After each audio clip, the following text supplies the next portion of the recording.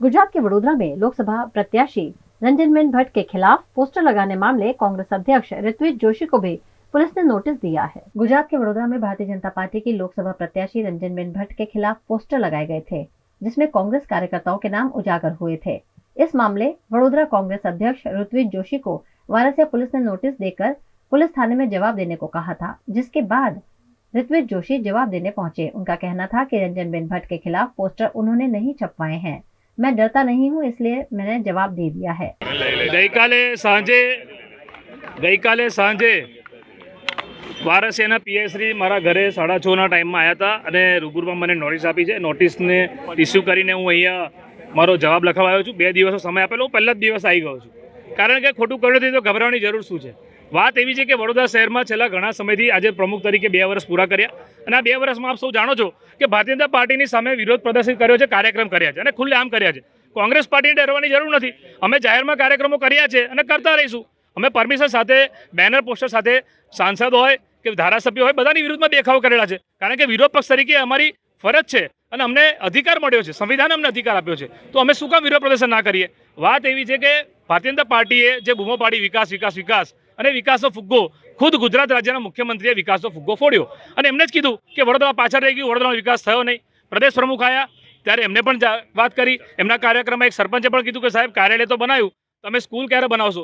એમના કેટલા કાર્યકર્તાઓ સોશિયલ મીડિયા પર પોસ્ટ વાયરલ થઈ એમના નેતાઓની વિરુદ્ધમાં કે વિકાસ થયો નથી, તો ભારતીય અને એમના પૂર્વ મેયર જે રાષ્ટ્રીય હોદ્દો ધરાવે છે એમને પ્રેસ કોન્ફરન્સ કરીને કીધું કે વિકાસ થયો નથી, વિકાસ વડોદરાનો નહીં થયો, વડોદરાની પ્રજાનો નહીં થયો, વિકાસ થયો છે નેતાઓનો।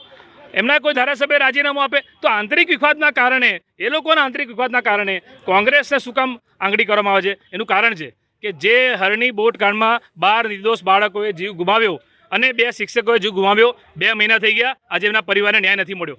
મારે પૂછવું છે વડોદરા શહેરના પોલીસ સાહેબને કે સાહેબ જે હરણી બોટ કાંડમાં જે ગુનેગારો, જે સાચા આરોપીઓ જે તે સમયે મેયર હતા ભાજપના, તમે એમને કોઈ દિવસ બોલાયા પૂછપરછ કરવા? નથી બોલાયા। જે મ્યુનિસિપલ કમિશનર હતા જેમને ગેરકાયદેસર એગ્રીમેન્ટ કર્યો, તમે એમને કોઈ દિવસ બોલાયા? નથી બોલાયા। જે અધિકારી જે ત્યાં સુપરવિઝનની જવાબદારી હતી, જે અધિકારીની એની પર સહી છે, તમે એને બોલાયા? નથી બોલાયા। તો વિરોધ પક્ષ તરીકે એટલે અમારે લોકશાહીમાં હવે અમને બોલવાનો અધિકાર નહીં રહે। એટલે આ લોકો તો એવું ઈચ્છે છે કે કાલે ઉઠીને ચૂંટણી જે થાય એમાં કોંગ્રેસ પાર્ટી ચૂંટણી પણ ના લડે।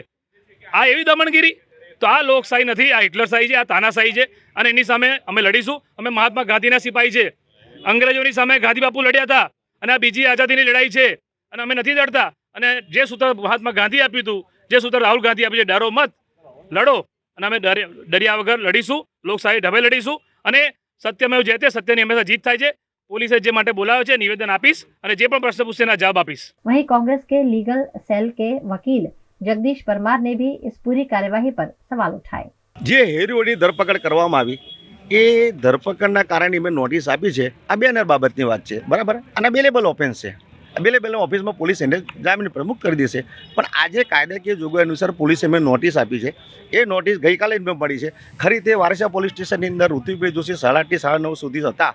આ પોલીસ સ્ટેશનના પીએસઆઈ વસાવા સાહેબ પણ હતા, એમની સાથે પણ ચર્ચા કરી। જો વસાવા સાહેબને તો સવારથી જ ખબર હતી તો ઋત્વિકભાઈને હજી ધરપકડ કરી લેવાની જરૂર હતી, શું કામ જવા દીધા? 7 વર્ષની સજાની જોગવાઈમાં અવધેશ કુમારના જજમેન્ટ મુજબ કોઈ પણ આરોપીને પોલીસ સ્ટેશનમાંથી એને જામીન પ્રમુખ કરવો જોઈએ, એવી બધી કલમો છે।